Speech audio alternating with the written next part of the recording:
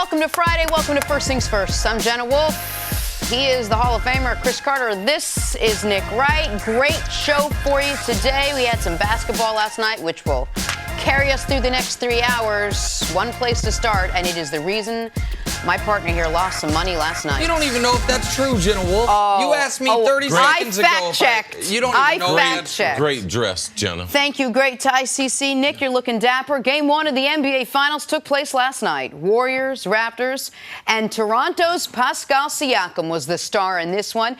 We said Kawhi would need someone else to step up, and Siakam did. Spicy P led Toronto 32 points as the Raptors won at 118-109. Steph had 34 points. Clay chipped in 21, but that wasn't enough as the Warriors drop Game 1 of the Finals. First time they've lost Game 1 in the Finals during this dynasty. In fact, here's your Game 1 star, Pascal Siakam. We know the team we're playing. We're playing an amazing team. They're the champions, and we just got to be ready. We got to be ready. We won Game 1. We came out with a lot of, it was really aggressive, on defense and trying to make it tough for the players, to find open shots. But, we know that it's Game 1, and they're going to come out, they're going to make adjustments, and we got to be ready for that. He played an amazing game, obviously, but, he got out in transition. A lot of our transition D was horrible, and I let him get in the rhythm in the first half, first quarter, really. So I got to do a better job of taking his rhythm away, and I will. But, he had a great game, but that's on me. Down 0-1, but it's not the end of the world. New experiences for us all the way through, but, we've proven our resiliency and ability to win games that we need to and kind of answer the bell and learn from, nights like tonight. Warriors don't have to use the word resilience very often. But, Nick, let me start with you. How did the Raptors do it? How did they win Game 1? Pascal Siakam and the Raptors defense were ready for NBA Finals intensity, and the Golden State Warriors were not. The Portland Trail Blazers didn't do Golden State any favors except for the added rest. Golden State clearly thought, we'll go on a run. Oh, we're down at halftime? Okay, we were down at halftime in Game 2, in Game 3, in Game 4 in the previous series. It was no problem. The Raptors' defense would not allow them to go on that run. The Warriors' defense wouldn't allow them to go on that run because at no point last night did they show any interest in getting back in transition or semi-transition, which Steve Kerr was just beside himself about during and after the game. And then there was a star turn for Pascal Siakam. Throughout the year, a lot of people were talking about D'Angelo Russell as the most improved player, and he was probably the most improved prominent player. But on this show, we talked about the kid in Toronto, Pascal Siakam, how he went from being a 7-point-a-game guy to a 16-point-a-game guy with a legitimate claim to be on an all-defensive team. And he was spectacular last night. In a game where Golden State had a very clear strategy that we're not going to let Kawhi Leonard beat us, and that was one thing they were actually able to execute. Pascal Siakam, who's got a lot of young Kawhi Leonard in his game, a lot of similarities there, took advantage of the fact that after in round 2, he's got 6'11" Ben Simmons guarding him. And in round 3, he's got 6'11" Giannis guarding him. Now he's got regular-sized NBA player Draymond Green guarding him. Self-proclaimed best defender in the history of the NBA. History of the world, Draymond Green. And Pascal Siakam gave him that work. And it was critical. It was the reason, to me, the biggest reason the Raptors won. It's why the Raptors were able to score with Golden State. And you had pointed out all week leading up to it, Cris, that Toronto can't lose Game 1. They can't give away home court immediately. Yes. They didn't give away a quarter last night. They led wire to wire in this game, essentially, and Pascal Siakam's the biggest reason. And Draymond makes a great point, though, in the soundbite, talking about the Warriors and how they decided to try to win this game was they're not going to let Kawhi Leonard get off. But Kawhi decided that I'm not going to be an unselfish player, and I'm going to try to make the right play. Even though he took some tough shots, a typical superstar like Kawhi, he's going to get up 24 to 27 shots in that game. But Kawhi didn't. Even though he played the type of minutes you didn't, he decided that, I'm going to get other people involved. And after a slow start and turning the ball over, creating those open looks gave the other Raptors, confidence. Marc Gasol, he got off in that first quarter. Siakam, not only in the first quarter, but in the second quarter, he got into a rhythm. He got some easy looks. He got out into the fast break. And there were some things in this game that I was totally surprised at. And Jenna, you and I talked about it early this morning as far as Nick Nurse coming into this series. He's probably the least as far as important things. As far as coaching, we just assume, oh, Steve Kerr, with all his experience. Nick Nurse, a journeyman coach, first year in Toronto. Their season's over with. It's been great taking this franchise there. But the adjustments that he made going into game number 1, I think led to the win, and that was the pace and how they were going to start the game. Yeah, and one of those things is the transition. And Draymond said afterwards, we got beat in the transition game. And Pascal said the reason I was able to play so well is because I was able to get back so quickly on transition. Was that the biggest difference, do you think, in this game? Well, the biggest thing and one of the keys Nick had was the rebounding. They have to win the rebounding battle. And in going against Golden State, people talk about, oh, they're going to shoot threes. They're going to move the ball around. Everyone's going to set picks for Steph and for Clay. But, yes, the other thing they do besides free throw shooting that kills you, it's their offensive rebounding or second chance points. And if you're going to the offensive board, trying to get offensive rebounds, trying to get second chance points, and the thing that I missed in Nick Nurse, because I said they need to slow the pace down, make sure this game is slow. No, he told them from the beginning, we're going to attack, we're going to run. I was like, wow, they're going to run themselves into a very quick death. Because we said coming in, what the Raptors have to do is slow down the Warriors. I thought they were playing game. into the Warriors' hand. I thought they were, because early in the game, they were giving up offensive rebounds. Was Toronto gave up 5 in the first quarter. They were trying to play to pace with Golden State, and I thought they would wear out and Golden State would punch them. And Golden State, typically, teams have tried to do this, but when they try to outrun Golden State, they try to outshoot them. There's a difference in outrunning them because with Steph and with Clay, they shoot the ball from diagonal and from the corner an awful lot. You're not going to have a balanced defense, so they're out of position. If they don't get an offensive rebound or a second chance, you have the ability to go on the attack. And that's what Nick Nurse and this coaching staff realized in the 2 games that they played earlier this year. They played at a faster pace. We saw Toronto slow down Milwaukee, and Milwaukee we thought was just a sample size of what Golden State was going to do. But, man, we were totally wrong. Nick Nurse was up on this, and that first half, man, they pushed that pace. In the second half, they got back to more of a finals game, more like they played Milwaukee. But that first half, first 24 minutes, Nick, huge advantage in the pace of the game. And see, you mentioned Kawhi not forcing the issue, Kawhi recognizing like that most guys in his spot would put up 20-plus shots. One of the reasons he didn't was because he didn't have to. The Raptors had a lead the entire game. So Kawhi, the Warriors, I think, had a smart defensive game plan against Kawhi. And their game plan against Kawhi isn't why Pascal got off. It's not why they got out in transition. I think they will try to duplicate that. They need to get better on the rotations. They can't give Marc Gasol what Steve Kerr called dare shots. Those things, they can guard Kawhi that way and be better otherwise defensively. But if Pascal Siakam doesn't make 11 consecutive field goal attempts and isn't 14 of 17 from the field in the game, then maybe Kawhi feels like, man, I got to take some of these shots. Yes, I get pressed. And so it was the Raptors continually getting stops and Siakam being so great defensively allowed Kawhi to a degree to ease himself into the game and just take, I know it's a cliche, but take what the defense gave him. And what the defense gave him, what the Warriors gave him, was a 1-0 lead in the series. I mean, Siakam was special in this game. How special, Nick? I know you always love. You hit me with this. Oh, man, this guy's one of 10. Yeah. This guy's one of Siakam, 1 of 3. First NBA Finals game, 1 of 3. Jordan, Allen Iverson to go 35 and 5. That's how special he was in game number 1. Pascal Siakam, 32 points on 14 for 17 shooting. Toronto now has a 1-0 lead in this series over the Golden State Warriors. NBA Finals game 1, Pascal Siakam. Wasn't quite so good. OBJ. Nice touch pass to Kawhi for the layup.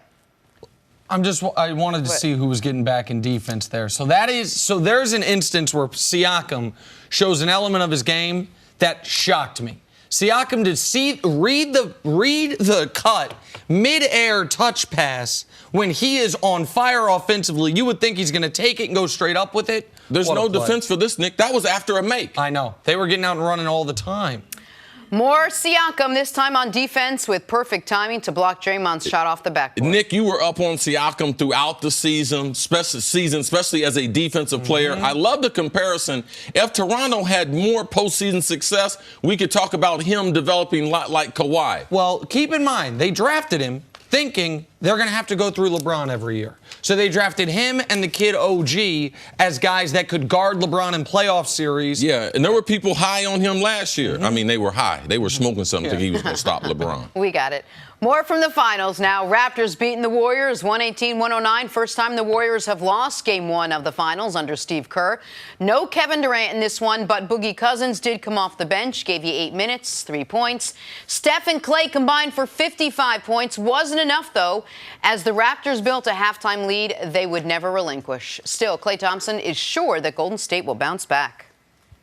We're not very familiar with this team, but that's no excuse. You know, it's still got to come out here, and our goal was to get one, and it's still on the table for us. So I know we'll respond like the champions we are. All right, Nick, how do you expect them to bounce back in game two? Well, I expect them to come back and win game two, if for no other reason than I've never seen them go down 2-0 in a series. We've seen them go down 3-1. That series, they split 1-1. We've seen them lose a series to Cleveland. That series, they were up 2-0. We've seen them go down 3-2 in a series against Houston. That series, it was 1-1. And that was the only other series they've played where they started on the road. The Warriors losing 2 games to start an NBA Finals would put them in such unfamiliar territory. The last 3 years, they were up 2-0 instead of being not down 0-2, up 2-0 first 2 games of the NBA Finals. But what do they have to do differently? A lot of it is what we saw in those highlights, what Cris pointed out. It's one thing to allow transition buckets off a long miss. Steph shoots a 3, long rebound out, and all of a sudden you got a 3-on-2. To allow transition buckets after a make shows that you were not ready for the intensity of the moment of the NBA Finals, which is a little inexplicable given the fact that your team's played in nothing but NBA Finals. Like everyone out there's played in these NBA Finals for your team. For the guys on the other roster, the last time any of them played in NBA Finals was Danny Green and Kawhi Leonard 5 seasons ago. So I expect the Warriors to bounce back in game 2. I expect them to have a similar game plan for Kawhi Leonard. Now, if Pascal Siakam all of a sudden is going to be the second best player in the series, then that could change some math for Golden State. But I expect Golden State to, at the very least, even if you don't think they're going to win game 2, to come out with a better intensity on both sides of the ball than they showed last night. Does the approach change as far as Steve Kerr does what he does with adjustments, having seen what Pascal Siakam does? Do they guard Kawhi differently? They managed to hold him in check last night? Well, this is the thing. We haven't talked about Golden State making adjustments because they've been so dominant. But in that dominance, yes, they do make adjustments. They will be more sound on their rotations defensively. But there are certain things that they shouldn't be surprised about because Nick Nurse surprised everyone as far as the pace of the game, them getting the ball out. So I expect them. You're not going to be able to throw the ball over their head, and they did that several times for easy looks, or that was converted to an easy look by a Raptor. So I expect them to do that. But Marc Gasol, Siakam, I don't expect him to get 32 again, but Marc Gasol in his last 3 games against the Warriors when he was with Memphis, he averaged 27-9, shot 52% from the field, 62% from 3. So he has had some success going against the Warriors. So, yes, the Warriors will make some type of adjustment. Do we expect Kawhi to just have a normal game again, him and Kyle Lowry? So they will be on the attack in game number 2. So the biggest concern for me is not the adjustments. It's not Steve Kerr. He will have them buttoned up. I don't think it was the intensity. I just think basketball is a game that is better off played on a regular basis. The 9 days off we have seen series year after year, it hurts the team with the layoff. You get into a rhythm, and that was the advantage Toronto had. The atmosphere was second to none. But can they? Andre Iguodala, can they substitute those minutes? What if they're missing him? If he's the primary defender on Kawhi, Alfonso McKinney, how many minutes does he have to play? Is he offensive enough? What type of rotation are they going to have? So I believe they'll make those adjustments. My thing is Andre Iguodala, that injury to him, what will adjustments they have to make with those minutes if he's potentially either hurt for a long period of time, or if he's limited, do they bring him off the bench and have someone else start the game? And it really does appear, now that we have a few weeks window to look back, that they used the bit of gas Andre had left, they used against Houston. And they needed every last bit of gas against Houston. They needed his defense. In Game 6, he hit 5 3-pointers. He has not made a three-pointer since Game 6 against the Houston Rockets. Those shots are coming up short, which usually means your legs are not exactly where you want them to be. And if Iggy is limited or not playing, now all of a sudden, you're running out of people. You're running out of people. You're running out of playmakers. Then it is that Alfonso McKinney, who 3 years ago this week was playing in the secondary league in Luxembourg, is a NBA Finals starter. He might be starting Sunday night. Right. I mean, I think you think he will be starting Sunday night. I mean, Iggy, it didn't look good. His calf, he strained it again. And let's not forget, not only the 9 days off, but he missed part of Game 3, missed all of Game number 4. Like, he's been resting to not be able to finish that game when he tried to explode, because in round number 2, I was bragging about Andre Iguodala. Man, he's leading the playoff in dunks. Right. Man, the explosiveness, and you mentioned it. We might have got all that he had getting out of that Houston series. Is there a chance that perhaps because of what happened last night, you rush Clay back, you try to get Boogie back in? Does a guy like Clay have to step up and be the guy now and give you more than 21? So I don't think they're going to rush Durant back. I think that is one that we'll see. Durant's not going to play in Game 2. I mean, I feel like we know Durant's not playing in Game 2. We'll see what happens in Game 2. Regardless of whatever happens with Iggy. I don't think you can. Just Steve Kerr's been adamant about what the process is. And by the way, Kevin Durant is also, the calf is connected, if I'm not mistaken, to the Achilles, and he is about to be a free agent. And this is super high-level intensity. You can't tell Kevin Durant, go out there at 50%. So, this is something where that could lead to, right now he has a significant-ish injury. You can't rush him back and have it be a career-altering injury, which a popped Achilles can be. But the last name you mentioned is the name that, to me, is the most noteworthy for game number 2. Klay Thompson now. Klay Thompson, we've said before on this show, he's got the best deal in sports. He gets a max contract. When he plays great, we all talk about, man, if Klay had his own team, look at what he would be. And when he doesn't play great, we talk about other guys. We do. Klay, what? It's amazing. It's the greatest deal in sports. Like, I feel like there's part of Kevin Durant that wishes he got to be that guy. Like, I get all the money. When I'm awesome, I'm awesome. When I'm not, nobody cares. Klay wasn't bad yesterday, but he has to put his impact on the game, and Toronto recognized what I'm surprised more people haven't recognized over this Warriors run. Klay Thompson cannot dribble. He can't dribble. Not well. I mean, he can't dribble without his head being down. There was the play where he had the dunk. He took 7 steps because he didn't want to dribble. They started picking him up full court when he had the ball. You said it before the show. It looked like I don't want to be disrespectful, but it looked like a junior high team that's not dealing with a press well, where it's like, oh, man, I got to just dribble to the sideline and try to throw it to somebody. Klay's got to be great. When Kevin Durant's not out there, Klay and Steph have to be 2015, 2016 Splash Brothers, where they're both a threat for 35, not just Steph. I'm going to throw Draymond in there also. He's got to be far more aggressive. Now, they were way up on the scheme. They weren't like Portland. Portland, the pick and roll to Steph, they laid off of Steph. Steph killed him in game number 1, game number 2. They allowed Draymond to run out. Nick Nurse and his coaching staff, they were up. They were trapping Steph, and they were out to get in front of Draymond so that he couldn't initiate that break. But Klay, man, Klay, you got to be super. Like, you talking about a max deal. You talking about last week you were sucking your teeth because you weren't on the All-NBA team. Mm-hmm. Hey, man, this is your time, bro. You got all these guys hurt. It's your time. And we just give Klay a pass like no other great player.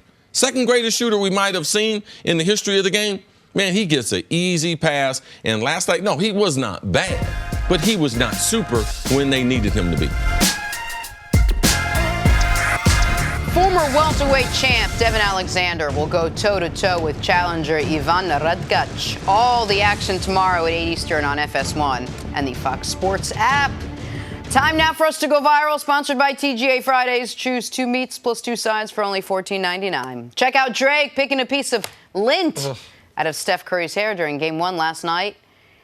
And he didn't stop there, posting to the gram that he's listing Curry's hair lint on eBay under the username Draymond Shouldn't Wear 23. The bidding already at over $90,000. You like that? You like that? That's You good. really just gonna go through another man's hair like that? Is Steph Curry's playing a basketball game? He's already shown that there's nothing he won't do on that While sideline. talking trash to Steph, you just gonna pick through his he hair? wasn't talking trash to him. It was actually there was going to be a lot of photos taken that night. He's like, you might not want this in your hair while we're getting this first finals win And in by the way, franchise history. folks at eBay, I think that's a fraudulent posting because if you watch the clip, he very clearly does this, gets it, drops it on the ground. And by the way, man, you can't just go rough through somebody's hair like that. Hold on. Did you not rough through his hair just the other day and you appreciated it? Well, the only reason why I enjoyed it? did that, now, if he told me he was trying to prove that Steph didn't have a toupee on, because that's what people on Twitter, they think Nick Wright's trying to grow hair. Oh, that's a toupee. No, that's Nick's hair. That is my hair. Nick's hair he's on a mandate from his wife. He don't want to. He got to grow his hair out. That's all true. You shouldn't touch another person's hair without consent. You think that's the case? Yeah, I think that's the case. Jenna, you got stuff in your hair all the time. I don't touch it. I let Freddie come out here and deal with that. All right, find a way to bring it around. Time now for your AT&T wake-up call. Pascal Siakam was the star for the Raptors in their Game 1 win, leading the way for Toronto with 32 points. CC, how impressive was Pascal Siakam last night? Not only his ability on the offensive end, it was impressive, but Nick Nurse's game plan of how they were going to get him out and take advantage of Draymond Green. I mean, Draymond Green made a proclamation a couple days ago. He was the best defender in the history of the league. Whoa. Well, how about the NBA? They dropped 32 on you. It's Siakam. Very impressive in Jenna number one. Best player on the court. Yeah, I mean, he was the best player on the court by a wide margin last night. Had the most points of any Raptor, had the most rebounds, had the second most assists, had the most blocked shots. And, I mean, to score 32 on 17 shots when you're not a three-point shooter. I mean, he did end up going 2 of 3 from 3, but he was just doing it, what you're seeing right here. Now, that shot right there, I don't know, I've seen him make all year. A little pull-up mid-range, hand in your face. He was good in transition.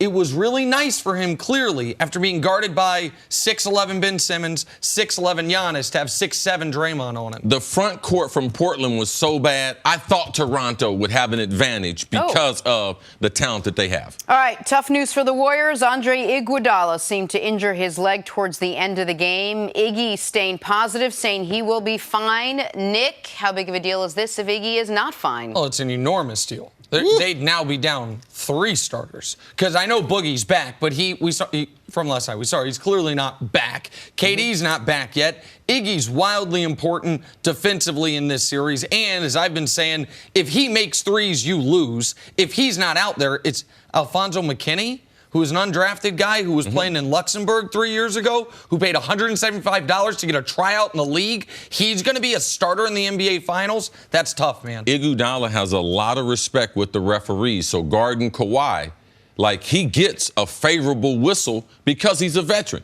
He knows how to play, and he's played against Kawhi an awful lot. McKinney, I wouldn't trust him going against Kawhi. That's why I believe Kawhi will explode the rest of the series. All right, moving on. Warriors may have lost the game. You can't pin this one on Steph Curry, though. Curry had 34 points, 5 assists in the loss. Nick, what'd you make of Steph Curry's game last night? Steph started the game excellent, and then second quarter didn't make a shot, and that's when the Raptors got their real margin. He tried to bring them back in the third and fourth quarters. He was the one Warrior that I feel like can look at how he played on both ends of the court, if we're being fair, and say, you know what? I did my job. Yes. He's not that type of player that he would do that. He wasn't the one getting beat in transition. He wasn't the one missing open shots. So I thought Steph played well, and it speaks to how great he's played since Durant's been out, that a 34-point game where you're like, yeah, he played pretty well, not a great game by his standards. Toronto made him work on the defensive end. He got switched out on some of their bigs, and they decided to go into the post. So they tried to take some of his energy away by trying to put that pressure on him. But Steph, he played a good game, scoring 30 points in a finals game. He just needed a little more help, Jenna. All right, finally, Boogie Cousins made his return to the court last night, played just 8 minutes, scored just 3 points, dished out just 2 assists. But, Nick, do the Warriors need more of Boogie or less of Boogie moving forward? I think this is just Goldilocks zone, just the right amount. Not too hot, not too cold, just like they used him in the exact spot you need to use him. Beginning of the second, beginning of the fourth, those lineups where the offense has gone to die since Durant's been out, where Clay is out there by himself. It's Clay and Quinn Cook and Alfonso McKinney and Sean Livingston. Boogie as a playmaker. Boogie as a passer is where he was better. And if you can get him out there where the Raptors don't have a big that's going to draw him away from the basket, make him move laterally, that's where Boogie can be utilized. But, see, you were spot on about did not look like Boogie Cousins, did not look like he had his speed, his fitness. He seemed to be winded. Now, he maybe was just excited about coming in, but 90 seconds into his first rotation, he was pouring sweat and breathing heavily. But I think if Boogie can deal with it mentally, this is exactly the way they need to use him. Very short bursts at the beginning of the second and the fourth quarter when Steph's getting a rest. Deal with it mentally, being coming off the bench, not starting for the first time, and just a very limited role. Amount of time. I think the sample size they got in game one, it gives them the ability to be more comfortable as you move forward. You can't miss 45 days, not only during the regular season, but we're talking about playoff action, playoff intensity. He's played in now a little more than 2 playoff games his whole career. I believe the 8 minutes, it served him well, but he just does not match up well. He doesn't match up well with Gasol. He doesn't match up well with Serge Ibaka because they bring them out to the three-point line. And right now, he's not a great defender, even when he's healthy. But right now, he just doesn't have that gym time. He just doesn't have that burst, that quickness. And he's not as effective in the low post because he doesn't have his quickness. He was never a guy who played above the rim. So this is something to watch. I'm sure that the staff was happy to be able to get him out there, compared to breaking him in game number 2 down 1-0. And I want to just say something as a testament to Boogie Cousins.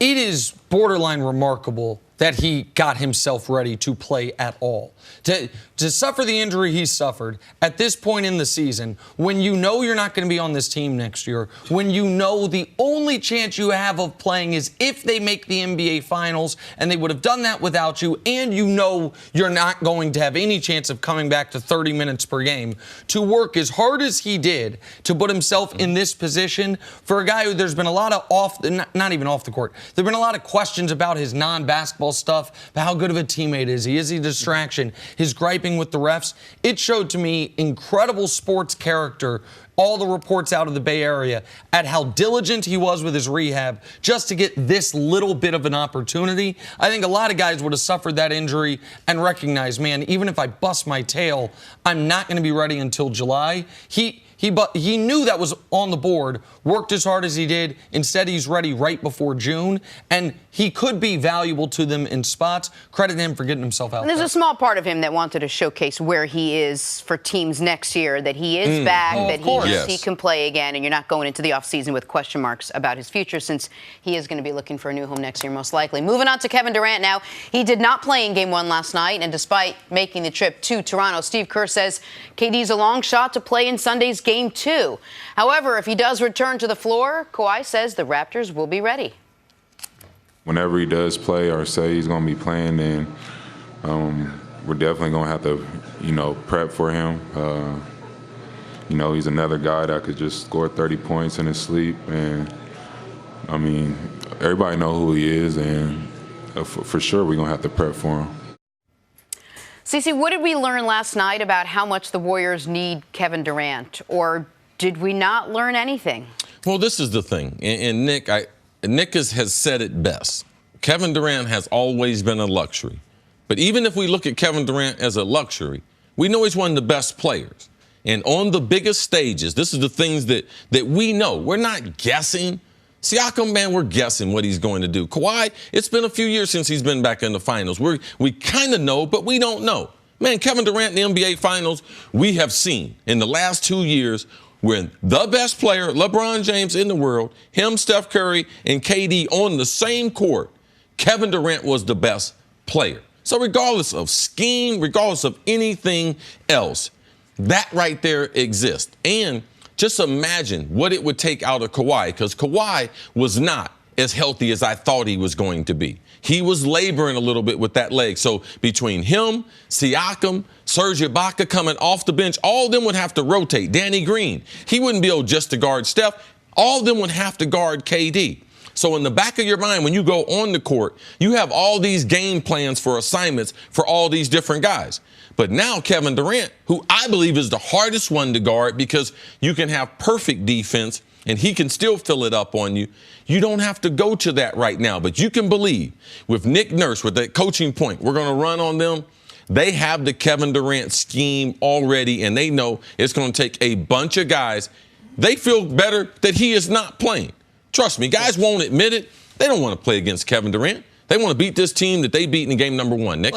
I knew this was coming assuming the Warriors didn't sweep, which nobody thought they were going to. The moment the Warriors were to lose a game, whether it was game 1, game 2, game 3, the question was going to be, posed, see, they got to have Kevin Durant. Like, this is what, since they hadn't lost since he went down. They need Kevin Durant to be unbeatable. They don't need Kevin Durant to beat you. There's a distinction there. With Kevin Durant, this team has an air of invincibility, that they can overcome a bad Clay game, that they can overcome an Andre Iguodala injury. Draymond Green said before game number 1, there's 2 different identities that the Warriors have. One, when Kevin Durant walks into the arena, he said they know they're going to win. He don't care what it looks like. He don't care how they start the game, how many shots the other team makes, how bad they're playing defensively. They know they're going to win. He said when Kevin Durant's not with us, we think we can win, but we don't know how we're going to win. And I thought that was very insightful. Hey, listen, the idea that because they lost last night, which, by the way, what they became last night was the 14th out of the last 15 times the road team has lost game 1 of the NBA Finals. They were the Vegas underdog, and they lost the game. They cut it to 3 one time early in the fourth quarter. Other than that, Toronto controlled that game. The idea that all of a sudden the pendulum should flip all the way to, well, if KD doesn't come back, they can't beat this team. I just don't buy it. Go ahead, John. Okay, so what if you break it down a little more than that and take the micro view? Would he have been able to stop Pascal Siakam last night? Could he have slowed down what Siakam could have done underneath the bucket there? Siakam can't concentrate on the offensive end because of Kevin Durant. Kevin Durant is the most efficient, great scorer that we've seen. He can get you a bucket to be able to stop. Those substitution patterns. There were times where Clay was the only shooter on the court. You don't have that. Like, let's give respect to who Kevin Durant is. That's why I don't like the numbers that they run out there as far as, Golden State without Kevin Durant. Well, how many times were they playing against elite competition? When people say, well, they won those last 5 games, I thought Milwaukee and Toronto were a lot better than Houston and the Portland Trail Blazers. Well, I certainly think they're a lot better than Portland. And listen, but that knife cuts both ways. Would Kevin Durant have been able to help them last night? It certainly appears so. Would Steph Curry have had 33 points in the second half of Game 6 against the Rockets if Durant were out there? I don't think so. So there is an element of that we know, and what the numbers say is they can beat you without KD. Yeah. What the numbers say is they don't have to have KD to win. The numbers actually say they're better without him. I don't believe that to be true. I think there is some noise in that, more noise than signal. But they clearly can win this championship if he never plays again. They are more likely to win it if he does play again. So if the question is, did last night show us that the Warriors need him? They want to have him. I'll say it until he's not there anymore. He is the greatest luxury in sports history, but we know what a luxury is, and we know what a necessity is. Steph Curry's a necessity for this team. Kevin Durant's a luxury that they would have liked to have last night. You got Jordan Bell starting at center. Jordan Bell's 1 for 2. He plays 11 minutes. Draymond Green's 2 for 9. Draymond don't have to shoot 9 times if Kevin Durant's there. Iggy's 3 for 7, plays almost 30 minutes. Draymond plays almost 40 minutes. They don't play those minutes if KD is there. It's impossible for them to be a better team without Kevin Durant. Well, Jonas Jerebko doesn't come into the game if Kevin Durant's there. Like, there is, and the other element is when the trade-off they made when they went and got KD was they sacrificed their depth. So we don't live in the alternative universe of when KD's out, they get that depth back. When the KD goes out, they lose what they lost to go get him, and they don't have his production. But the idea that because they lost one game, the first game, the biggest game in Raptors history, the first time they've ever had an NBA Finals start on the road, that now all of a sudden we should think they can't beat this team or any team without Kevin Durant, I don't buy it. Okay, that's one game. But if they go down 0-2, then is it a different conversation? Then do you maybe look and say, okay, maybe you're not 100%, but when you think you can get back out there, we could use you? Jenna, one of the number one reasons you and I picked Toronto was because we weren't expecting Kevin Durant to be there. Right. So we have it included in the equation, even though other people, they might not include it. But you can guarantee you let them go down 0-2, going back to Oracle. They're already in territory they've never been in. They've always, 1-0, let's go 2-0. Like, that's what they're used to. So that should be the conversation. Kevin Durant has helped them get in a position where they can three-peat. He is not there. The most logical question is, if Kevin Durant would have been there, do you think it would have been different? And Siakam can't play that way because he's got to spend so much energy on KD. They go down 0-2 without Kevin Durant. They're in absolutely foreign territory to him. I'll tell you territory they have been. They've been down 3-1 without Kevin Durant against Kevin Durant.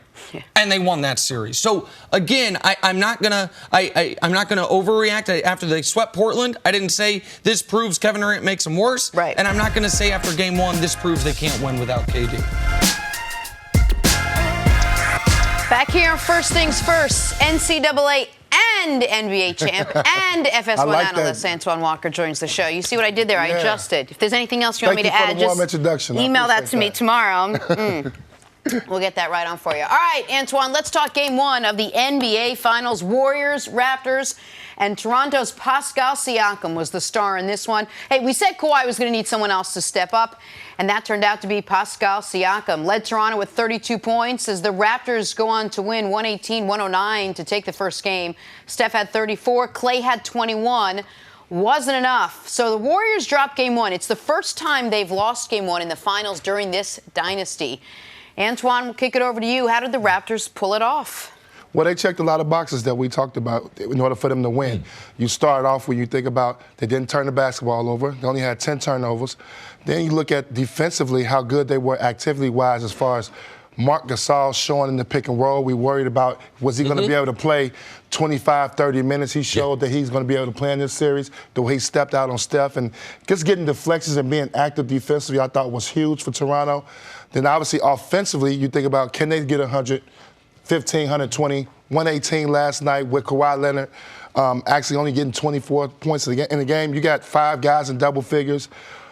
They did all the things that was necessary, and obviously Siakam was amazing. You guys have talked about him enough on the show where he's done terrific things and showed a different part of his game that I don't think we knew he had. I'm talking about with the mid-range game, the activity level that he had offensively, the aggressiveness. I thought his post-ups were great. Especially against Draymond. Draymond, yeah. I thought that gave a lot of the confidence to the rest of the team if he could win that battle because he took him a couple of times off the dribble. And then Nick Nurse, we talked about the coaches. He made the adjustment, the first adjustment. I thought when they decided, I knew they were going to do this. They were going to double-team Kawhi, take the ball out of his hands. In the beginning, he wasn't a willing passer the first, say, 6-7 minutes of the game. And then he realized he's going to have to be a willing passer and trust his teammates. And once he did that, they started to play much better basketball. But I like the 2 point guards in the game. I thought was the best strategy that he did. Took Danny Green out the game, brought in Fred, and both of those guys, Kyle Lowry and Fred, both can make plays out the double team, where Portland didn't have multiple guys that can make plays out the double team. The other thing that Fred VanVleet brought was Steph was on fire in the first quarter. In the first quarter, the only person scoring for Golden State was Steph Curry. Fred VanVleet, starting in the second quarter, got more time and started checking Steph. And in that game, Steph was guarded by VanVleet on 33 possessions and scored 4 points. In a game where he scored 34, in a game where he was the only Warrior that was, you could feel, left that game feeling like I did my part, Fred VanVleet did a brilliant job on him. He took 6 threes when Fred was guarding him. 1 of 6 from 3, contested 3. So a guy who was much maligned throughout the playoffs and then went on an unbelievable shooting run. Yesterday, his defense was the most important part because after the first quarter, to me, it looked like this is going to be a 40-plus point night for Steph Curry. Holding him down in that second quarter is what prevented that. And then even in the second half, when he had the opportunities to match up on Steph, he did a great job. And that obviously, everything we're talking about here is a secondary or tertiary storyline too. Pascal Siakam having, as you pointed out, one of the greatest debuts in an NBA Finals ever. You said first guy since Iverson, and only the third guy ever, Iverson, Jordan, and Siakam, 35-5 in their first game ever in the NBA Finals. There were a number of things that were fairly shocking. And Marc Gasol, I'm going to start with him because we talked about how effective will he be in this series.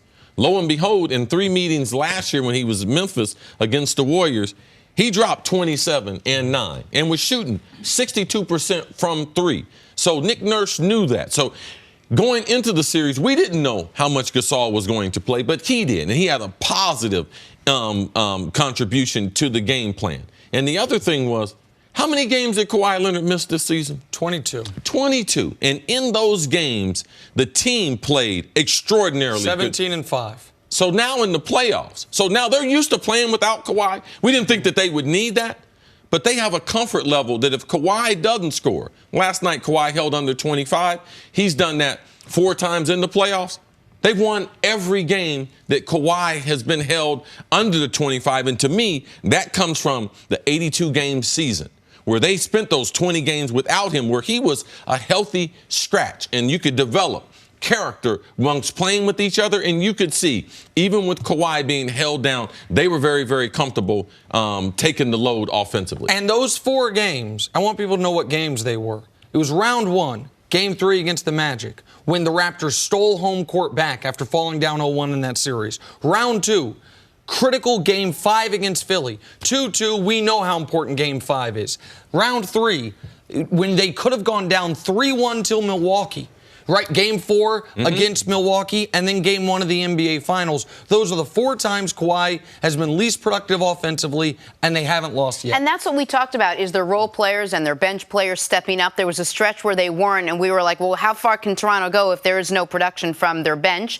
They were deep, and their role players played great. But it also says something about this whole Raptors organization, to have the composure to come out against such an experienced 2-time defending champion Warriors team and say, oh, the spotlight's not too bright for us. We're going to be just fine, even without Kawhi doing what Kawhi normally does. Well, I think in the beginning of the game, you saw they had some, it was a little jittery, a little nervous. Yes, first play of the game, Lowry threw it. Yeah, and they were playing too fast to me. I thought they was about to get themselves ran out the gym, trying to keep the pace with Golden State, and they kind of caught themselves. Obviously, the fans were terrific, the atmosphere, and usually the role players play better at home in these type of atmosphere, and they did. They do. But one thing Toronto has to continue to do is continue to communicate defensively, because that's the most. I thought they guarded Steph great. Even though Steph's numbers look good, if you know, in the third quarter when they got in the penalty, 6 of those points came just off free throws. So they guarded him really well. I think the whole Steph, the 18 shot attempts, I think was great. Klay Thompson scored a couple of late buckets in the fourth quarter, but they did a great job of limiting those guys' shot attempts. I think that's what really helped them. And you got to remember, the reason why Draymond Green and Andre Iguodala played so well, they played so well against Portland and the last game against Houston. They didn't show up last night. Those guys did not play real well. And I told you yesterday, if I'm going to lose, I'm going to lose with Andre Iguodala beat me and with Draymond Green beat me. And it seems like that's their defensive strategy. And those 2 guys were 5 of 16 from the field and 0 of 6 from 3. And the other thing that Nick Nurse was able to do, even though they're the team coming off a 7-game slugfest and then a 6-game war with a shorter layoff, he really pared down his rotation. I know 9 guys played, but not really. Pat McCaw got about 5 minutes. Norman Powell has been their best bench player, got less than 5 minutes. He played 7 guys. He played his starters, plus Ibaka and Van Vliet. All of those guys played 17 minutes. 6 of those guys played 30-plus minutes. So he trusted his veterans in that spot. It's easy to trust Danny Green when you have one of those first couple shots go down. True. And Danny Green, to me, is a wild card. The reason why the bench can be shorter, because Danny Green, he becomes unplayable if his shot's not going. But also, man, he is a great defender, and he has played against Steph. He's played against Draymond. And he is a bigger guard to be able to give those guards problem. So him be able to play effective on the offensive end, that led to him. That's why he got the run that he did in last night's game, playing 29 minutes. And that allows the bench to stay shorter, a bigger body as a 2-guard. Man, Nick Nurse did a lot of good things in game number 1 that I believe are duplicatable going through the rest of the series. Things getting heated up in here with Antoine Walker talking game 1 of the NBA Finals. Raptors beating the Warriors 118-109. We got the studio frosty for you, bro. I like it. Feels great. Make me like I'm Chicago. First time the Warriors have lost game one of the finals under Steve Kerr. No Kevin Durant in this one, but Boogie Cousins did come off the bench, gave you 8 minutes. Steph and Klay combined for 55 points. Wasn't enough, though, as the Raptors built a halftime lead, never quite relinquished it. Still, Klay Thompson is sure that Golden State will bounce back. We're not very familiar with this team, but that's no excuse. You know, it's still got to come out here, and our goal was to get one, and it's still on the table for us. So I know we'll respond like the champions we are. Antoine, do you agree with Klay Thompson? What do you think we see in game two now from this team? I do believe they're going to respond. It'll be a closer game. You know, probably with 4 or 5 minutes left, we'll have a really, really tight game, and it may come down to a possession. But the thing with Golden State, what they're going to have to do better is they're going to have to figure out if they're going to double team Kawhi. Are you going to give Marc Gasol these open shots? Even though we saw Miles Leonard have a big game, obviously, in game 4 and make a bunch of threes, but Marc Gasol is a skilled big man who's going to make the right play, who's been in these situations before. They got to figure out that. And then Toronto has playmakers. When they play them 2 point guards together, with I thought that was a great point that you made. So they're going to be able to make plays out of that. So they got some adjusting to do that. And then for some reason, I felt like Steve Kerr, for the first time, didn't know what lineup to go with. You play 11 guys. Well, this is in the finals, you don't play 11 guys, Nick. You buckle down your rotation. You play maybe 8. Tighten it up. But he does. Well, this is what's the one series they've lost? The Cavs. And what was, I know people talk about the block and the shot, but the turning point of that game was in the fourth quarter when on back-to-back possessions, Festus Ezeli, in the fourth quarter of Game 7 of the Finals, is guarding LeBron James. And he gets him to foul him on a 3, and then he hits a 3 on him. Kerr, when he doesn't have Durant, has always had these super expansive rotations, and it's hard to have a set rotation when you're playing 11 guys. Why is it more important in the finals compared to, we get away with it in the regular season, we've seen the first 3 rounds, but in the finals, what does it mean to the players and the effect that it has on the game? If you don't have a bench that can score the basketball, you can't afford to go long periods without Steph and Klay being on the floor. So that's where it hurts Golden State, not having that third legit score. You got to remember, Draymond Green and Andre Iguodala are guys that they are capable of scoring, but they're not great offensive players. So they don't have a third guy right now. DeMarcus Cousins coming off a huge injury. You saw it last night.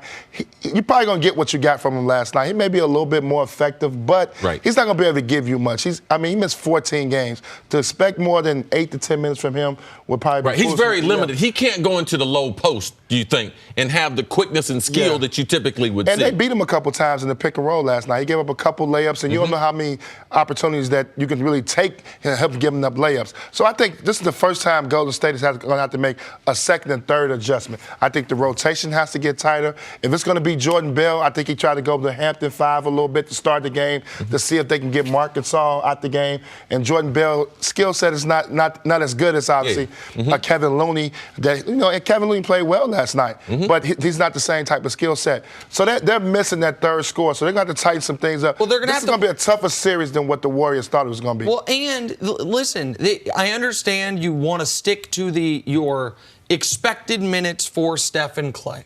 But once you see you're down 10 at halftime and you don't hit them with that flurry in the third quarter, then guess what? Steph might need to play the entire fourth quarter. Like, say, Kawhi played 43 minutes. We have seen Steph played the high end of what we ever see him play, 40 minutes. Now, Game 6 against Houston, he played that whole second half because he had to. I understand it's Game 1. You don't want to, but they're not playing every other day like they did in the conference finals. You just had 9 days off. You don't play again until Sunday. Steph needs to be, until KD comes back, I think you can rest Steph for a few minutes at the beginning of the second quarter. You can hope you're in position to rest him at the beginning of the fourth, but you got to be ready to not play him only 7.5 minutes in the fourth quarter, to play him the entire fourth quarter and to go there, because you're totally right that with Boogie limited, with Iggy hadn't hit a shot since the second, or 3 since the second round, you need Steph out there not only for his offense, but the way he opens things up for your more limited offensive players. Or maybe you got to get more out of Klay Thompson. Maybe in the finals you got to get more than 21 points out of Klay Thompson. Well, Klay Thompson's a great three-point shooter. He comes off screens. He's not a guy that you can get a basketball to. He's going to create off the dribble. He's limited in that. So you got to understand his strengths and weaknesses. He benefits obviously great from playing with Steph and obviously Kevin, but he's a guy who's not going to go put it on the deck and get his own. You're going to have to set screens for him and have to move. And Toronto's too good defensively to just let him come off and just shoot threes. And he tried to get going last night. He took a couple bad shots early in the game to try to get himself going. And when those shots don't go in, he becomes very limited because he's not, unless he gets it in transition, he's not a guy that's going to kill you in the half court because he doesn't deck it really well. Yeah, no other star player gets the type of treatment that Klay. Klay can disappear, have bad games. People don't say too much about him. But I think as we go on with this series, one of the things that we underestimated was the all-NBA type level defenders that Toronto have. So you can talk about KD not being there. You can talk about Klay not getting his shot. You can talk about Van Fleet when he was on Steph, how he struggled. But man, this is a great defensive team. This is the best defensive team that they have faced in the championship in their 5-year run. Go up and down the roster. I think it's the best defense they've played in any round. This is their 20th series they've played over these 5 years. To me, this is the best defense. That Memphis team in 2015 could contend, and Spurs, they gave them some problems. They went up 2-1, and the Spurs in 2017 would have been the best defense, but Kawhi got hurt 2.5 quarters in. But you have Kawhi Leonard, who's won 2 Defensive Player of the Year awards. Marc Gasol has won a Defensive Player of the Year award. Danny Green, who's been on the All-Defensive team. Pascal Siakam, who I think will be on an All-Defensive team. Serge Ibaka, who's been on All-Defensive teams. And Kyle Lowry, who got snubbed from an All-Defensive team. And then Van Vliet, who's playing his tail off right now. Like you've got, there's the 7 guys you're playing. Those are the 7 guys that played more than 5 minutes last night. All of them are playing like the upper echelon defensive players, which is why you've got to be the team that gets out and run, not Toronto. And there is no other combination like it in the NBA where you can name off 7 players deep. And what do they do? 3 and D. They shoot the 3, all of them. And all of them play elite-level defense. This is going to be a great series. Well, we said this yesterday. We said you have one team with this top-ranked offense and another team with the second-ranked defense. And when you put those two together, who's going to come out on top? And it looked like Toronto's defense last night did. And Jenna, your point on Klay Thompson, though, can't be missed. That when KD's not out there, Klay was upset, remember? As you pointed out, see, he didn't make an All-NBA team. Okay. Like, this is where, and we know Klay can do it, by the way. The moment will never be too big for Klay Thompson. He has some of the greatest playoff moments, including one of the greatest playoff games anyone's ever had, Game 6 against Durant and the Thunder in 2016. But they needed more from him last night. You mentioned he had 21, but I think at least 5 of those points came, I don't want to call it garbage time because it was never quite garbage time last night, but when they were at like 2% to win the game. But the thing about it, you look at Steph. He goes to the line 14 times. Klay Thompson does not post up. He's not a guy that decks it well. So his game is predicated on getting out in transition, getting open threes, maybe getting a layup, or he's going to have to get screens set for him. They are too good a defensive team. They can switch. He's not going to get those wide open looks. So I don't know what we can expect from Klay Thompson. We know he's very capable of having a huge night. But if he's only going to get 12, 13, maybe 14 shot attempts, that's not going to happen because he does not get to the free throw line at all. He's not the type of guy that attacks the basket like that off the dribble. Got to the free throw line once. Yeah, see, he's got some limitations to his game, and that plays right into Toronto's hands. Tiger Woods returns to Pebble Beach, the site of his most dominant major win. U.S. Open begins June 13th on Fox, FS1, and the Fox Sports app. We needed Tiger to be about 4 under, not 2 under yesterday at Chris's favorite course. Yeah, he hit 11 of 14 fairways. Man, you got to make more birdies. Got to hit in closer proximity to the hole, bro. We'll get to Kawhi in a second, but first, a couple of highlights presented by Hilton. Get a price match guarantee when you book at Hilton.com. Well, cricket, South Africa versus England, and Ben Stokes with one of the greatest catches you will ever see. Wicked Moogly right there. Man, if we got cricket on here, you know a guy did something. But Ben Stokes, I got a problem with this. As you go to catch the ball, listen to me. I know something about this. When he goes to catch the ball, you need to catch it with your left hand when you're going to your left, because when you try to catch it with your right, there's a blind spot. You can only see the ball with one of your eyes. Watch this. You see that? See how his arm came over his eyes? If he goes with his left, then he can keep both eyes on it. With his left. Yeah, that's why he's catching crickets, and that's why I catch crickets. That was good. Catching crickets. NBA Finals Game 1, Pascal Siakam. They call him Spicy P for a reason. Nice touch pass to Kawhi for the layup. A lot of this game, Pascal was doing things we don't typically see him do. He had a top of the key three. Steve Kerr said he hadn't hit one of those in months. They cleared that in the scouting report, leave him open for that. He had a pull-up jump shot, rattled in, and this little touch pass in transition. But this was a big problem for the Warriors. You let him get out in transition after a make? Absolutely. I was shocked at the confidence that the guards on Toronto had in throwing the ball ahead to Siakam. He was amazing in transition last night. All right, more from him, this time on defense. Watch the perfect timing to block Draymond's shot right off the backboard, right there. Now, that is what we expect from Pascal Siakam. That's what they drafted him to be. They thought that he could be an excellent defensive player long. He's developed into an offensive player. Also, it is interesting, even if Toronto loses Kawhi, how much Pascal's career is going to have been impacted when his best case scenario is turning into a Kawhi Leonard-like player. A year of playing with Kawhi, underneath Kawhi, learning from Kawhi. He was great both ends. Also, the guy who he blocked, he can be a new and improved version of Draymond Green. A guy on the offensive end that can be far more effective. All right, sticking with Game 1 now. Despite the Raptors winning 118-109, Kawhi Leonard was held in check for the most part, scoring just 23 points, shooting less than 36% from the field. Kawhi gave the Warriors a lot of credit for his offensive struggles.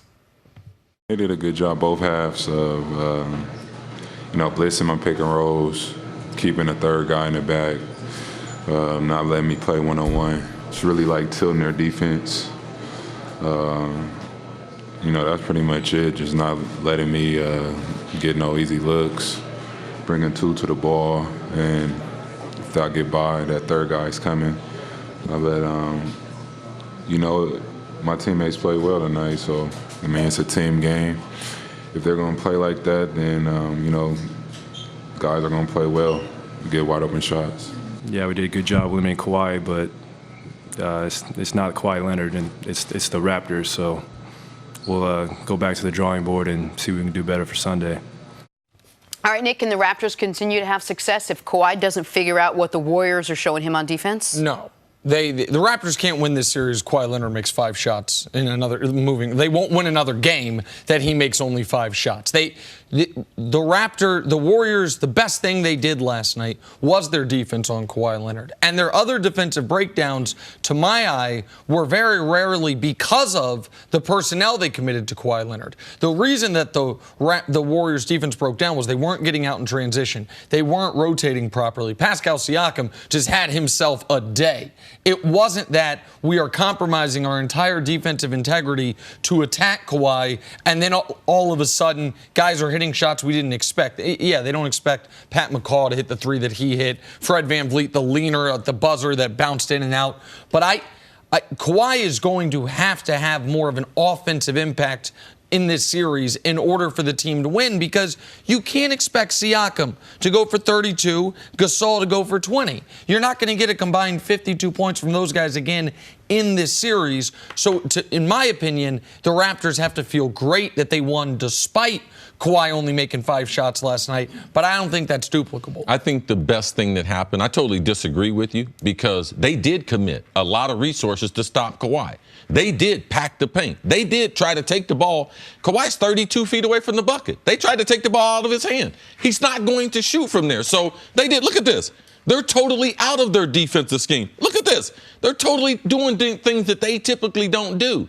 And because the Raptors are so unselfish, and because they have more offensive weapons than anyone that they faced, that's why they took their defense apart. Because Kawhi was unselfish. They put Gasol in the high post that he was able to distribute. So they had the same thing that the Warriors have when they give the ball to Draymond at the top of the key. They had the numbers advantage, and they had wide open shots. Now, Klay told us in the press conference, our game plan was to stop Kawhi Leonard. You know something? It's to stop the Raptors. So now we have to go back and change. Klay just said it. We have to change our game plan, because their heavy concentration was to take the ball out of Kawhi's hand and make these guys score. And then after losing game number 1, they're like, listen, we're going to have to get a little better balance. But you still got to give credit to the Raptors defense. That, to me, it will be consistent. And I do believe that the Raptors, they've done it 3 other times besides last night where Kawhi didn't get off, didn't have 25. They have won those games. So I do have confidence if they continue to try to take the ball out of Kawhi's hands, commit 2 guys, and if he goes around, commit a 3rd guy, Toronto Raptors will beat them. So this is something, I think this is the first thing from last night you and I are just diametrically opposed on. I think Golden State, would be crazy to change what their half-court defense was. I think they achieved exactly what their objectives are, which is do not let Kawhi get off,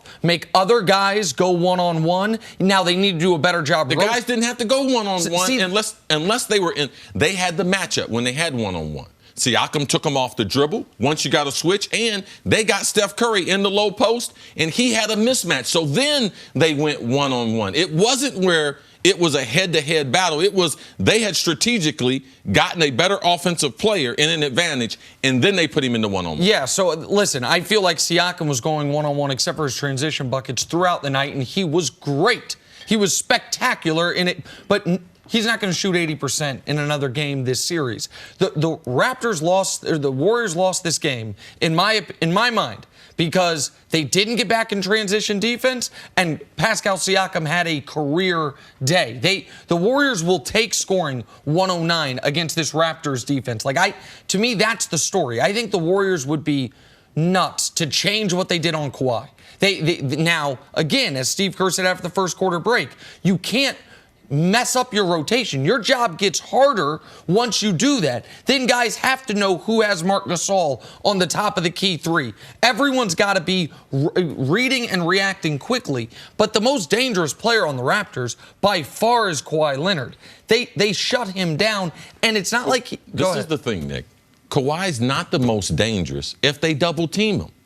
All right? They are leaving someone open because they're forcing the ball out of Kawhi's hand. So at that moment, these are NBA players. They took advantage of it. So to me, Siakam on the fast break, that hurt him.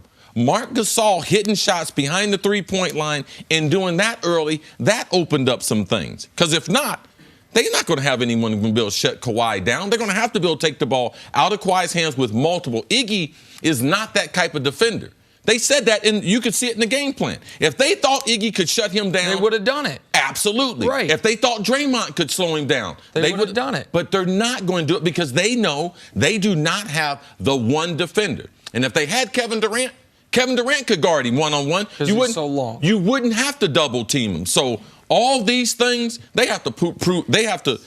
What poison do they want? Do they want Kawhi to continue going for 35, or are they going to let the others beat him? And I bet that they're going to choose that, you know something, we're going to double team him sometime, but listen, we're going to have to man up, and we're going to have to guard Kawhi one-on-one because we can't give them open looks because those are NBA players, and they'll knock them down. What about Kawhi? What does he have to change going into game 2? Well, I think Kawhi is going to look at it, and there are some shots that were that were forces early, but otherwise, as long as his team is playing as well as they were, as long as they're getting out in transition and they are hitting open looks, then he can be that passive on offense to a degree. If they're not, then it is incumbent upon him try to split the trap to try to force the action a little bit more. One of the reasons Kawhi, now he did get to the free throw line a dozen times. Yeah, don't forget that. Right. Yes. And that's how you can have 23 points with only 5 makes. But if the other guys aren't playing to the level they were last night, if Siakam's not having his game, then Kawhi does have to force it a little bit more. This is what we need Kawhi to do, Jenna, for our prediction to be true. We need Kawhi to continue to get them into foul trouble. If they keep Kawhi at the top of the offense, at the top of the key, then we need Kawhi not to attack. Not like Nick's talking about. We need Kawhi to bring the ball back out and do exactly what he did. Find someone who is wide open, who ultimately finds someone else who's wide open. Later in the game, you started to see when Kawhi started getting shots, what'd they do? They put him in the low post. They put him on the wing. They got a pick for him because on the wings, it's harder to double team him, and that's where he got a couple of shots later on. So Nick Nurse did adjust it later on where he took him off the point, put him a little more on the wing. He was able to create some space. That's where he hit the 3 from the left wing and then hit another 3 from the right wing. Siakam Siakam was the star for the Raptors in their Game 1 win. He led the way for Toronto with 32 points. See, how impressive was he? Oh, so impressive, Jenna. But you called it, though. Isn't it nice to be right, Jenna? Isn't it nice on a Friday when you come in and been like, you know something? I predicted that yesterday. Woo-hoo. That's why people, thousands of them, watch that TV. So we might say something was correct. I felt so good. Now, Jenna personally told me on the side Siakam was going to go for 20s. Bro, you spend all your time watching the game. Jenna's reading up on it. Jenna thought that he was the wild card in the whole series. Now, yeah, go ahead. What do you want me to tell you? No, it's something that's true. That's all I would ask. Pascal Siakam. That you're 5'10" and you wear a toupee. This is all going exactly the way I want it to go. So. Yeah, America. Okay. I let it out on a Friday. Tough news for the Warriors. Andre Iguodala seemed to injure his leg toward the end of the game. Iggy is staying positive, saying he will be fine. Nick, how big of a deal is this if Iggy is not fine? Oh, it's a big deal now. Andre Iguodala might have used all the gas that was left in his tank against the Houston Rockets. And I know my pal Daryl Morey's got to be like, you got to be kidding me. Guy hits 5 threes in Game 6 to beat us. Hasn't hit a 3 since then.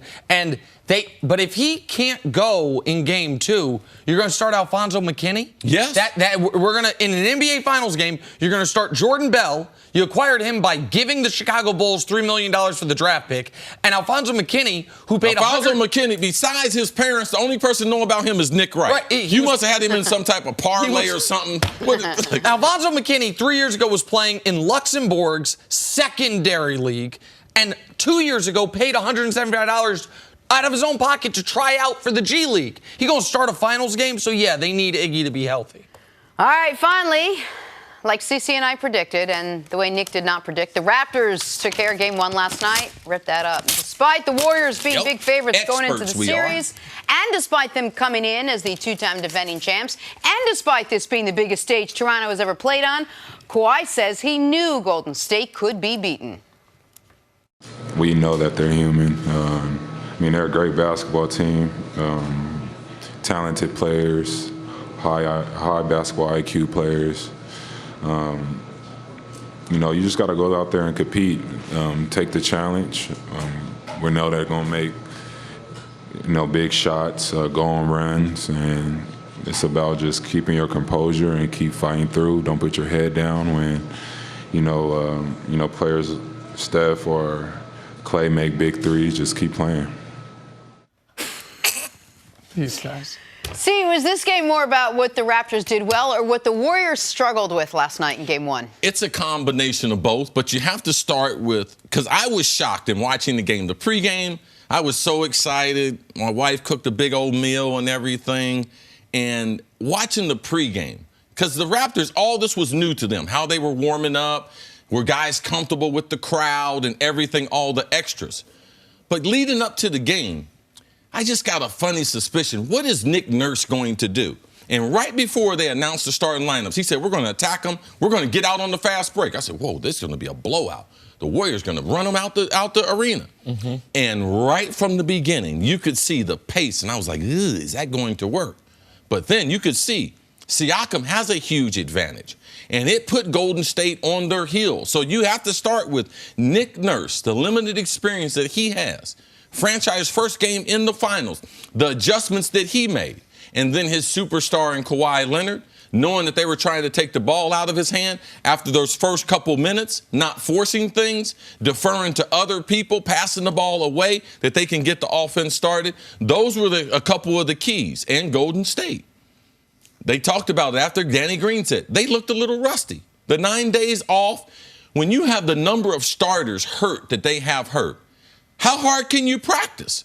Like we saw the film of Boogie Cousins, that wasn't real intense. But when you only have so many bodies, how intense could their preparation have been? And you could see that timing that they had in the Portland series and in that last game against Houston, they lost that leading up to game number 1, Nick. This is to take nothing away from Toronto, who Pascal Siakam had the game of his life and one of the best finals debuts we've ever seen. You said it earlier, 35-5 in your debut of the finals. Here's the list of people. Michael Jordan, his first finals against Magic and the Lakers. Allen Iverson in his one and only finals, the step-over Ty Lue game against the only game that entire playoff run those Lakers lost. And then Pascal Siakam last night. With respect to Pascal Siakam, one of these players is not like the other. Michael, Iverson, Siakam. And for Michael and Iverson, that was as they were already established All-NBA MVPs that season, MVP caliber players of the league. So Siakam was great. The Raptors' defense was what it's been all postseason. Brilliant. They won a game where Kawhi couldn't get off offensively, which, by the way, makes them 4-0 this postseason when Kawhi is held under 25 points, which shows the team effort. But the reason I'm going to say it's more about the Warriors losing it is because the Warriors did the one thing of either team in this game that's indefensible. They blew the effort stuff. And they screwed up the things that you cannot screw up when it's June or late May, about to be June. You cannot forget to get back in transition in the NBA Finals. You cannot allow fast break buckets after made baskets. Yes. Those are the types of errors, if we're being honest, that Golden State was used to taking advantage of in the first game of the NBA Finals when they were playing the Cavs. The Cavs, who did not have great defenses, did not come in ready for it, and all of a sudden it looked like the Warriors, who had maybe gotten a little rusty from the layoff and maybe a little confident of, well, you know, we'll be fine. We were down 17 in Game 2, Game 3, and Game 4 against Portland. Down at halftime in Game 2, Game 3, and Game 4 against Portland. And guess what? We won them all. We don't have to do all the little things. You've got to do all the little things. You have to give Toronto the respect you gave Houston, which they didn't seem to do last night. Last night seemed to me, from a scouting standpoint, because typically, as you lead up to the game, the scouting department, the coaching staff, they give you a list of things that the players can do. So you can get locked in from an offensive standpoint, what a guy's weaknesses are, what his strengths are, and from a defensive standpoint. To me, the whole team of Toronto was locked into everything that the Warriors did. Like, they forced him. Steph hit some tough shots. Like, they didn't leave him open. Now, they fouled him a little too much. But as far as Clay, Draymond, and what they were trying to do, how are they going to defend them? To me, they seemed locked in to the game plan, and they weren't surprised. To me, the Warriors and Steve Kerr, with all the experience they have, all this playoff experience, they seemed a little more surprised. They were shocked that Toronto was running out on them. They were shocked that Kawhi was giving up the ball and becoming a distributor as far as the offense. So I expect them to make huge adjustments coming for Sunday's game number 2. They took for granted a little bit that they'd been there before, they'd done this before, they know how to win, and then they were going to win. And I think the third quarter, when they thought they did it in the third quarter in a couple of games against Portland, you didn't know Pascal Siakam was going to go 6 for 6 and not relinquish the lead and not let up at all. Which is why the Warriors also, and this is where Steve Kerr, who's if he never coaches another game, he's going to the Hall of Fame. He's an enormous part of this amazing dynasty the Warriors have built. Steve Kerr needed to adjust on the fly given the moment. You can't go 8 consecutive game minutes with either Clay or Steph on the bench, as they did at the end of the third, at the beginning of the fourth. Because when Draymond's not hitting, when Draymond's not bringing the punch offensively he did against Portland. Yes. When Iggy is clearly limited, not hitting his shots. When Kevin Durant's out, you can do that if you're in control of the game. But in a game that you had the lead once in the second quarter and was by 2 points, you trailed at the end of 1, at the end of 2, at the end of 3, you need to say, you know what? Take advantage of these 9 days off. Our 2 guys are going to play heavier minutes than we expected, because stealing game 1 from Toronto can be an enormous moment in this series, as opposed to Toronto feeling, keep in mind, Toronto hasn't lost a game since Game 2 against Milwaukee. They are feeling great about how they're playing and who they've beaten.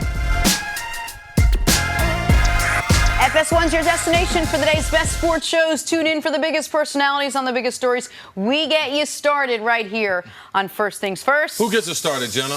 playoffs, I tend to get you started. Sometimes a British lady, sometimes a lady from Jamaica, right?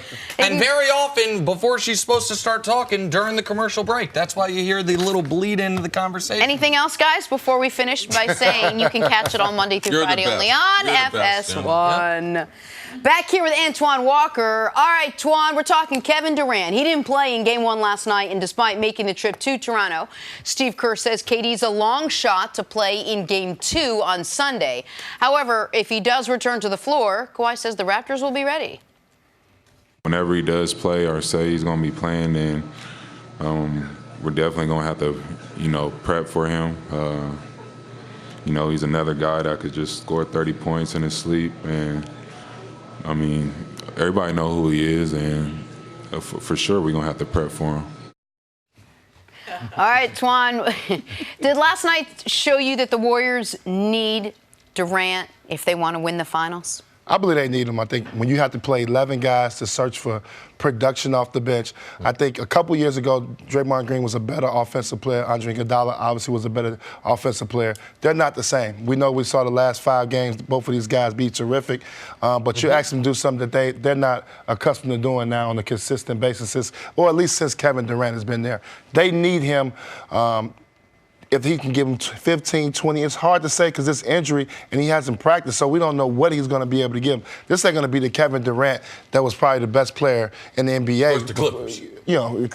This guy was playing the best basketball of any player in the league, so I don't know if you're going to get that Kevin Durant, but they're going to need a third scorer to come in and help those guys out. Toronto's bench is deeper. We've said that before. We thought Toronto's bench was much better than Golden State, and obviously when you play 11 guys, you're searching for somebody to step up and give you something. And I think Boogie Cousins missing 14 games. He's not going to be able to get there in this short period of time to get back to the form where he was at too before his injury. So they definitely need Kevin Durant if they want to win this series. To me, they would like to have him. They would be in a better position if they have him, but no, they don't need him to beat Toronto. And this is, as we always do, myself included, to me this feels like a bit of a Game 1 overreaction. Just like Boston was going to beat Milwaukee after Game 1. Just like Milwaukee was going to run through Toronto after Game 1. We have seen in these playoffs, Game 1s are meaningful, but they are not everything. And we can't just throw away the last 32 games they played without Kevin Durant with Steph Curry prior to last night, where they were 31-1. Or the entirety of the run that they had prior to last night. Well, then let's include last night. Now, with Steph Curry, without Kevin Durant, this Warriors team in the last 3 years is 34-5. I understand that you're not playing the Toronto Raptors in all 39 of those games. You have a whole cross-section of the good, the bad, and the mediocre NBA teams. I understand that. But can the Warriors win 4 out of 6 against Toronto without Kevin Durant? Yes, of course they can. Can they, if they execute what they were trying to do last night in spots, go back into Toronto on Sunday and win? Of course. What they did to Kawhi Leonard was a huge positive. There were other things that they did that you can say, okay, we can build off of. If you thought going into the series they couldn't win without Kevin Durant, then sure, still feel that way. But if you thought going into the series the Warriors absolutely could win the series if Durant never plays, to change your opinion because Toronto won Game 1 to me is foolish. Well, Jenna and I thought, and the reason why we picked Toronto was because Kevin Durant wasn't going to play. We didn't think he was going to play for the whole series. You still don't think he's probably not going to play? I don't think he's going to play, but the probability when he starts to travel, he still hadn't been on the court. And to me, every bucket I ever seen Kevin Durant get since he's been in the league been a jump shot or something where he elevated off the ground. And now you're telling me he can't elevate because of a right calf? That happened over 3 weeks ago. When he first went out, they said it's a 4 to 6 week injury. We're past 3 weeks now, and he has not stepped foot on a basketball court with basketball shoes on, trying to do basketball-type things. So I'm concerned about it. I know last night Draymond Green said, hey, when Kevin Durant is with us, we feel invincible. I know Steph Curry, when they were double-teaming him 30 feet away, he would have liked to have Kevin Durant out there. Klay Thompson, I guarantee he would have got easier looks if he wasn't out there. So to me, Kevin Durant is always a part of it. He wasn't there last night. Now, Nick said this. I don't believe this. And we don't know. I don't believe they can beat the Raptors without Kevin Durant. And if they lose this series, it's going to be the #1 question asked for the next 3 to 4 months. It was the same question you just asked, Jenna, so I might as well get used to this. Go ahead. I believe I'm on your side with this, Chris, and I disagree with you, Nick. I believe how are you gonna beat a Toronto team? It's about matchups in the playoffs. This is a bad matchup for the Golden State Warriors if Kevin Durant is not playing. If he's playing, it's a different ball game. But with him not playing, Draymond Green has to play real defense, not help defense. He has to guard. You saw last night, he had to guard, Siakam was taking him to the post, posting them up, taking them off the dribble. This is a different guard for him. Andre Iguodala is not 100%. He has to guard the best player in the playoffs right now. You need Kevin Durant, a guy who can protect the basket, who can do some offensively, obviously take a lot of pressure off Steph and Clay. Clay needs KD. So he can free up him for some shots. This is about matchups. It's a bad matchup for for Golden State if KD is not there. They need Durant to. Draymond's absolutely right. They need Durant to be invincible.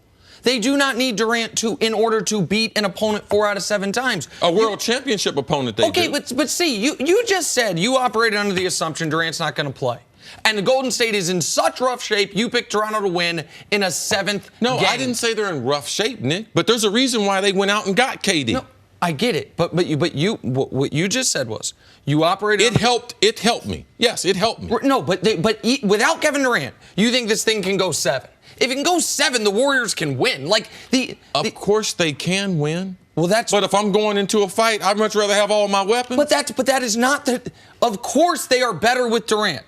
Of course, they would be bigger favorites with Durant. They would be better positioned to win with Durant. That is not the question. The question is, can they win a championship if Durant never plays again?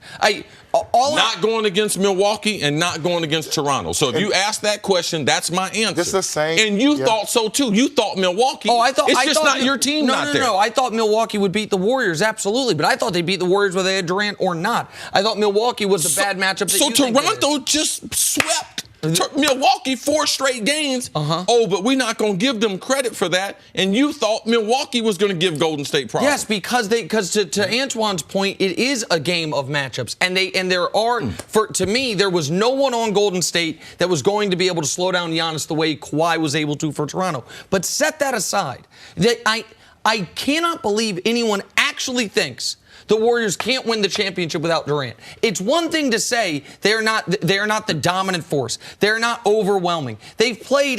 People are going to say that, Nick, because they got respect for him. They got 2 of the greatest shooters ever. But they won one without Kevin Durant, so you have to respect that. But I think you're looking at, Nick, the 5 games we saw them play this year without Kevin Durant and how good they were. They were great. They were spectacular. They moved the ball. Draymond played great. Andre Iguodala. This is a different series, different animal. They got to do more defensively than they had to do in the Portland series. And honestly, Toronto's much better than Portland. This is a different animal. They're better than Portland. So it's a different animal. They can't beat. I don't believe they're going to win this series without KD playing. If KD does not play, Toronto Raptors will be the NBA champs. If they were playing Milwaukee, you would be sitting here saying they cannot beat Milwaukee with Kevin Durant or without Kevin Durant. Right, but they're not playing Milwaukee. It's a different series. series. They're playing a better team. They're playing a team. You know the reason why their team is better?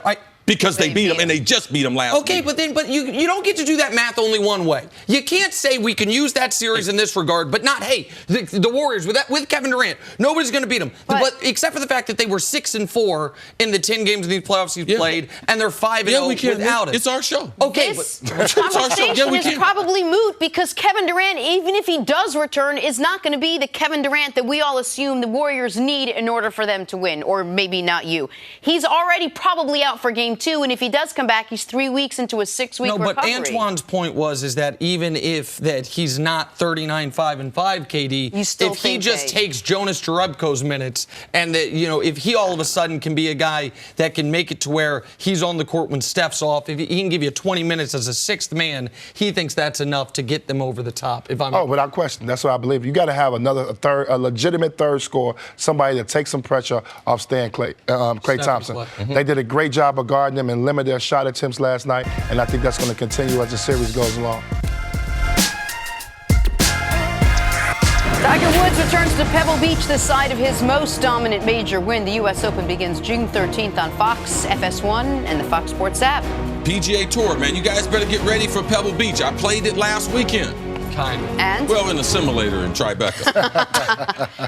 I almost got excited. I was about to ask you how's the course. with Antoine Walker, time now for a Say What? So the Raptors took down the Warriors in Game 1 last night, and though Toronto fans are hoping the series is wrapped up quickly, Steve Kerr has it going longer than expected.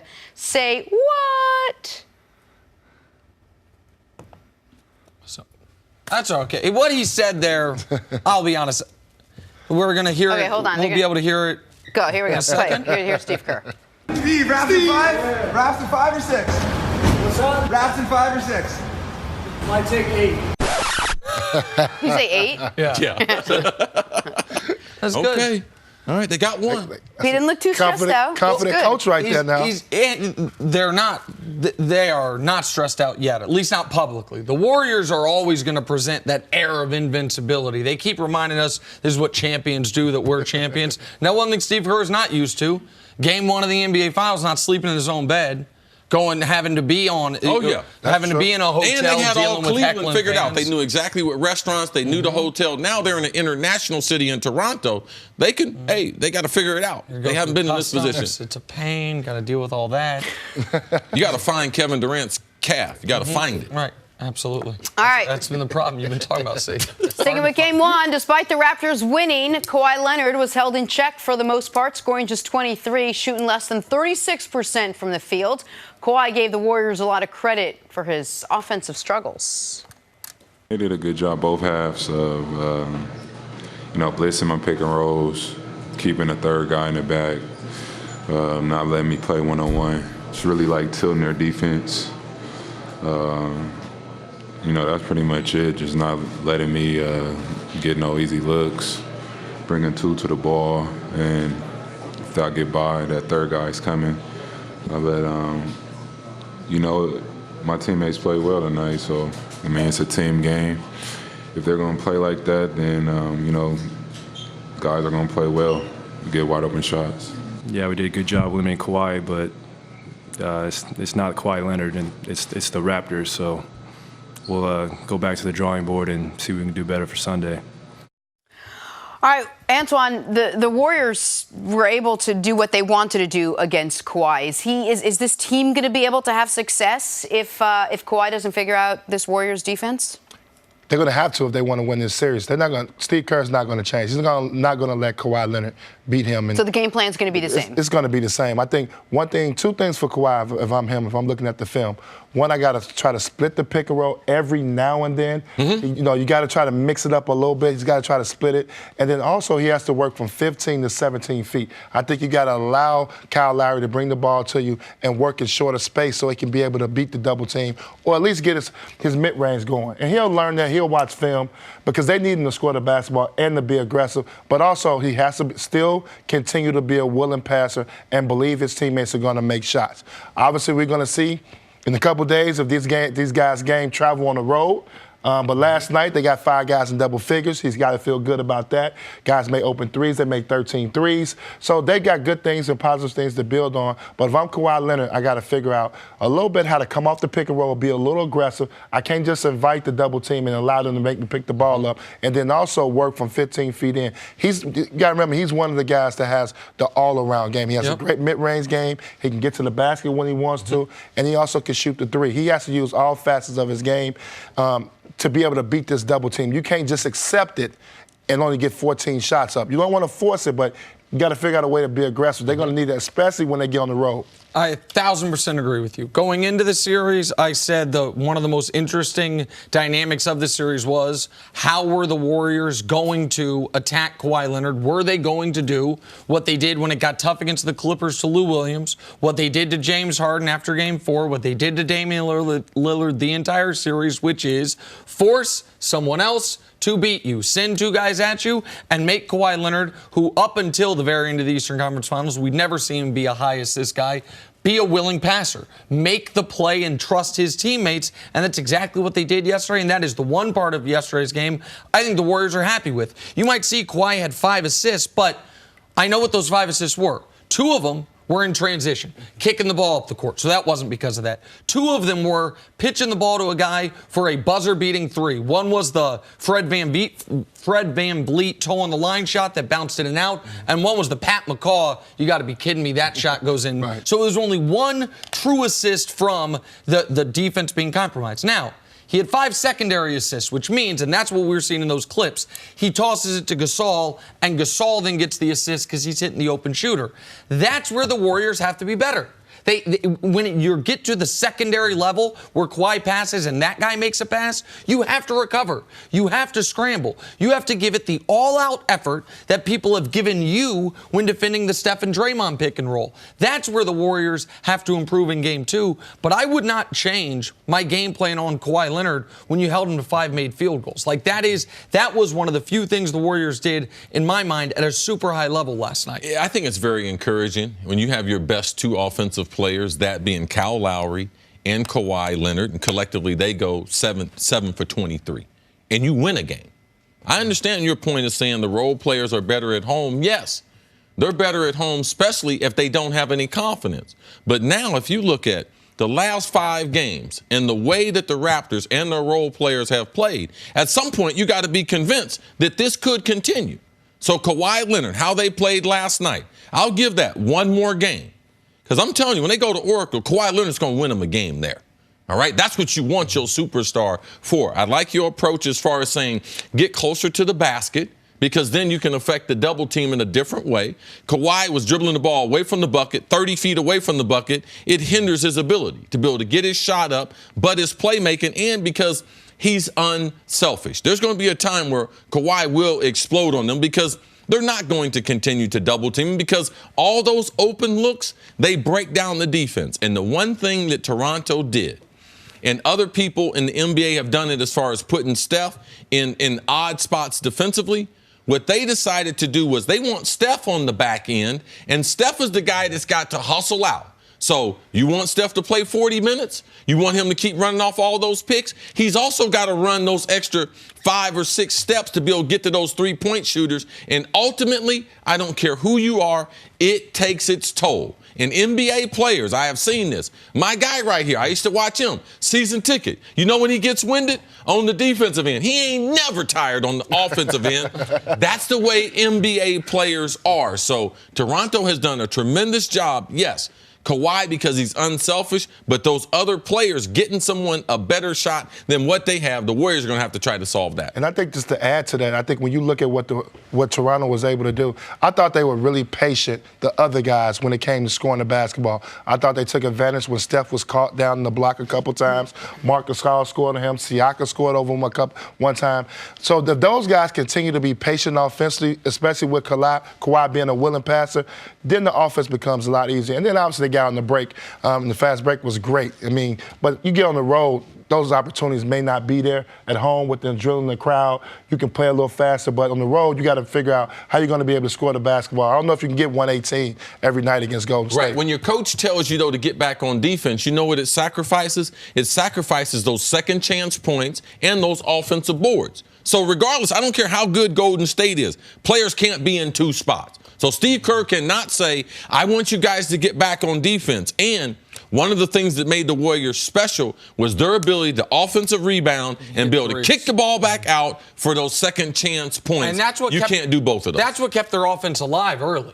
Was they had 3 threes, I think, in the first half off offensive rebounds when their offense was really struggling. That transition game. Which is why it's indefensible. If you're going to sacrifice the transition game there, you cannot be giving up transition baskets after makes. So there's no offensive rebound after a make. Get your butt back and go. That's what the Warriors weren't doing. That's one of the places Toronto took advantage. Thank you for listening to the First Things First podcast. Remember, leave us a review and tell us what you think. Subscribe to the podcast on Apple Podcasts and catch us on FS1 Monday through Friday, 6:30 a.m. Eastern. For Cris Carter and Nick Wright, I'm Jenna Wolfe. So long, everybody.